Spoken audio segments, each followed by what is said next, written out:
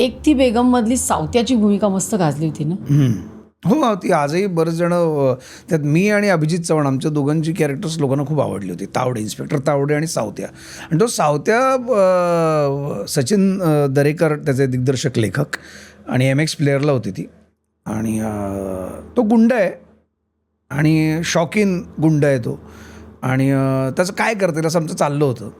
तर नुसतंच म्हणजे कपडे घालून गुंड करायचं काय, नॉर्मल कोणी गन घेऊन रात्रच म्हणजे काहीतरी असं वेगळं काढूया ना ज्यातनं ते वेगळे कॅरेक्टर निघेल. तसं काय क्या कर सकते हैं संत्या. सचिन म्हणून बोला, संत्या कुछ तो अलग होना चाहिए, मज़ा नहीं आ रहा है, वही वो कपड़े वपड़े सब तो दिख रहा है वैसे साथ. म्हणजे क्या करू. तर मी विचार केला की सावत्या हा काय कॅरेक्टर आहे. तो दिवसभर रोज 3:30, 4, 4:30, 5ला उठत असेल दुपारी, पहाटे नाही दुपारी उठत असेल संध्याकाळी. तुम्ही कितीला उठता सकाळी? मला जाग आली की मी उठतो. काम असेल तर मला जावंच लागतं, त्यामुळे मी उठतोच अलार्म लावून. आणि काम नसेल तर मला जाग आली की उठतो, असं काही नाही आहे. त्यामुळे आणि जिमची अशी काय वेळ नाही, सकाळीच जिमला झालं पाहिजे वगैरे असं काही नाही. वेळ मिळेल तेव्हा मी जिमला जातो, पण जिमला जातो. I love gymming. सो तो रात्री ड्रिंक पार्ट्या करणारा, लेडीज बारला जाणारा, धमाल मस्ती, आणि मग कुठेतरी जाऊन वडापाव किंवा रादर कुठेतरी बुर्जी पाव वगैरे पहाटे जी मिळते ती खाणारा आणि ड्रग्ज घेणारा आहे तो, कोकेन वगैरे घेणारा. तर असे कॅरेक्टरला काय प्रॉब्लेम असू शकतो माणसाला. एकतर रात्रभर जागरण, तर तसं जाऊन कुठली तरी ऑइली पावभाजी बुर्जी पाव खाणारा, त्याला ॲसिडिटीचा त्रास असेल असावा. आणि तो स्नूट करणारा माणूस आहे, तो ड्रग्ज वगैरे घेतो, तर त्याला सतत बरेच वेळ असं बघितलं मी, ते असे असतात. तर म्हटलं एक काम करू, आणि त्याच्यामुळे त्याला ना ढेकर उचकी हा प्रकार त्याला सतत चालू असेल बोलताना, की आता तर प्रॉब्लेम होऊ शकतो ना. प्रॉब्लेम त्याचा काय नाही, तर मुळात असं बोलतं असं त्याचं कुठेतरी होत असेल. तू ये करते रे, डायलॉग में करते रे. आणि मग तो बोलतो ना तो, सर तेरे को मैं ना बहुत दिमाग में की मेरे, समझी ना. जसे ते करताना ना अच्छा मी ते सुरू केलं. मी एका सीनला आमची जी लीड करत होती साठे, अनुजा साठे वॉज प्लेइंग लीड. तर त्याच्यावर माझा सीन होता एक, असं मी तिला जवळ घेऊन तिला किस करणार आहे. तर ते करताना अशी बोलता मी असं ढेकर दिलं, तर तिने शी बप करतोय तोंडावर. सचिन, तर तुला घाण वाटते ना. मग ते घाण वाटण्याकरताच आहे, ते कॅरेक्टर आहे तसं. तिला नंतर कळलं की ते मी कॅरेक्टर करतोय. सो ते इतकं वर्क झालं, ते लोकांना इतकं आवडलं. Again thanks to Sachin Darekar की त्यांनी त्याच्या ते डोक्यात काहीतरी वेगळं कर सांगत्या. एवढं काय ऑब्झर्वेशन आहे हे. हां, मी ऑब्व्हियसली ना, एखादा कारण तो रात्रभर जागरण करणारा, दारू पिणारा, पहाटे 4:30ला बुर्जी खाऊन झोपणारा, त्याला ॲसिडिटीचा गॅसेसचा त्रास असणारच त्यात तो ड्रग्ज वगैरे घेतोय, स्नूट करत असेल तर त्याला ती सवय असते नाकाला सतत हात लावण्याची, हे करण्याची.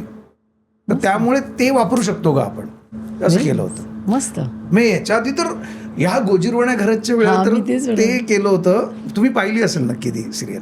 त्यात माझी एक स्टाईल फेमस झाली होती, हात अशी इथपर्यंत वर ठेवायची, कॉलर मागे ठेवायची आणि असं शर्ट असं. तर ते बऱ्याच वेळेला ना ते मला गिरीश मोहिते होते दिग्दर्शक, ते मला सांगते.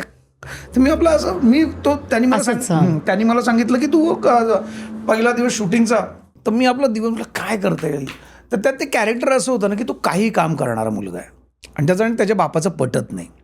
म्हणजे तो मॅकॅनिक म्हणून पण काम करतो, तो कोणी बोलवलं अरे जरा लाईट, तर तो लाईटमन म्हणून काम करतो, तो प्लंबिंगचं काम करतो, तो काही करतो, तो मिळेल ते काम करतो, त्यातनं पैसे कमवतो. आणि त्याच्या बापाशी त्यामुळे पटत नाही की भिकाऱ्यासारखी काहीतरी कामं करत बसतो चांगली हे करून. तर त्याला काहीतरी स्वतःचा बिझनेस काइंड ऑफ आहे. तर मी विचारलं, समजा स्कूटर आपली, समजा एखादा ऑफिसर चालला आहे, आता आपण नॉर्मली जर गेलो किंवा आता याने असा जरी टी शर्ट घातला आणि त्याची समजा स्कूटर बंद पडली, तर पहिले माणूस काय करेल, पहिले उठून फोल्ड करेल, शर्ट लूज करून मागे टाकेल आणि मग तो काम करायला लागेल कुठलंही काम करताना. तर म्हटलं हा याला ती सवयच झाली आहे, तो नेहमी त्याचे हात इथे वर ठेवतो, कॉलर मागे ठेवतो आणि ती त्याची स्टाईलच झाली आहे. तर मी असं गिरीश सर असं करेक्ट असेल हे रक, आणि ती जी स्टाईल ती आज तागायत लोक आम्हाला तुमचं तेव्हा आवडायचं, हात असं वर ठेवायचं, कॉलर मागे टाकून. सो ती स्टाईल वाटत असेल, पण ते त्याचं मग अंगवळणी पडलंय पटकन, हां करू काय, एक सेकंड असं करून तो काम सुरू करत असेल. सो त्याप्रमाणे ते ना मजा येते असं कुठली तरी कॅरेक्टरमधली कुठली तरी एक अशी गोष्ट शोधायला ना मला वाटतं की ॲक्टर म्हणून ती आपली जबाबदारी आहे प्रत्येक कलाकाराची की केवळ ते डायलॉग बोलणं मग तसं ते रडणं पडणं धावणं तेवढं नाही आहे तर ते करेक्ट मॅनरिझम्स त्या कॅरेक्टरला सरेंडर करणं फार महत्त्वाचं आहे की तुम्ही तो त्यातला संतोष जोईकर मला बाहेर काढून टाकायचं आहे त्यावेळेपुरतं मला ते कॅरेक्टर वाटलं पाहिजे प्रत्येकाला बघणाऱ्याला ती 4th वॉल ब्रेक ज्या दिवशी होईल ना त्यावेळेला वाटतं की yes I have done something आणि जोपर्यंत माझं करताना मला आवडत नाही तोपर्यंत समोरच्याला आवडणार नाही. मस्त मला खूप आवडलं की हे असं बारीक बारीक ऑब्झर्वेशन्स करून ती त्याच्यामध्ये अशी तर फिलर्स पण त्याच्याचमुळे ते कॅरेक्टर मोठं होतं नाही का.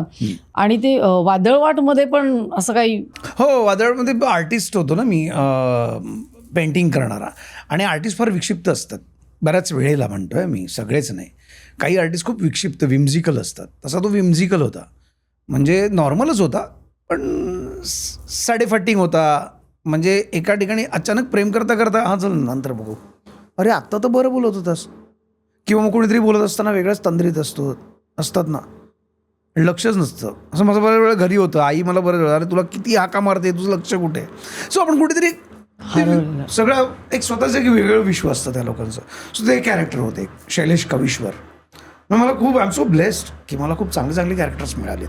आता कुठली एखादी सिरियल आली डेली सोप मराठीतली तर घेणार का म्हणजे आहेत का नाही मला सिरियल करायला काहीच हरकत नाही आहे माझी सुरुवातच स्टेज आणि सिरियलपासून झाली आणि नाव मुळात मला मिळालं ते जो चेहरा मिळाला म्हणजे जो कलाकार म्हणून मी एस्टॅब्लिश झालो किंवा लोकांपर्यंत पोचलो त्या या छोट्या पडद्यामुळे तो माझ्या कायम जवळ राहील कायम त्याला मी विसरू शकत नाही त्याचे अनंत कोटी उपकार आहेत माझ्यावर कारण सुरुवात ह्या गोजिरवाण्या घरात नंतर वादळवाट मग अनेक सिरियल्स आहेत ते केल्यानंतर मला आत्ता कुठे सिनेमाची वाट मिळाली आहे त्यानंतर सो पडदा मी छोटा पडदा विसरणार नाही पण आता काय झालं आहे ना प्रत्येक जो एक स्वार्थी कलाकार असतो आपल्याला तो ऑब्व्हियसली तो स्वार्थी कलाकार असो किंवा उद्या तुम्ही डॉक्टर आहात किंवा कोणी इंजिनियर आहे प्रत्येकजण आपलं काहीतरी स्वतःला एक्सपॅन्ड करायला बघतो ना एखादा छोटा बिझनेस पण असेल आज मी एक वडापावची गाडी टाकली मला दुसरी वडापावची गाडी आत्ता वडापावची गाडी नाही आता मी हॉटेलच टाकेन सो काइंड ऑफ मला सिनेमा करायचा आहे आत्ता मला वेळ द्यायचा सिनेमांसाठी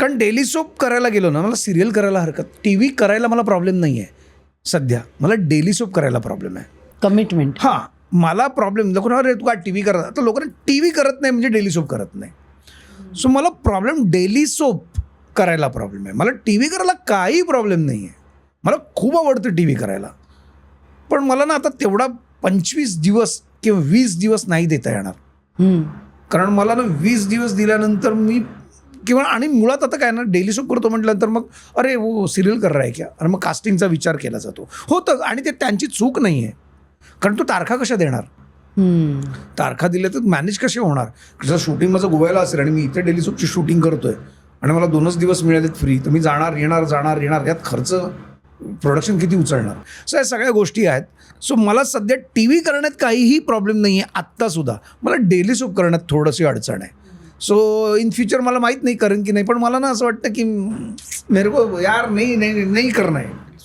मुझे फिल्मी करना 70 mm ही करना है बड़ा काम करना है.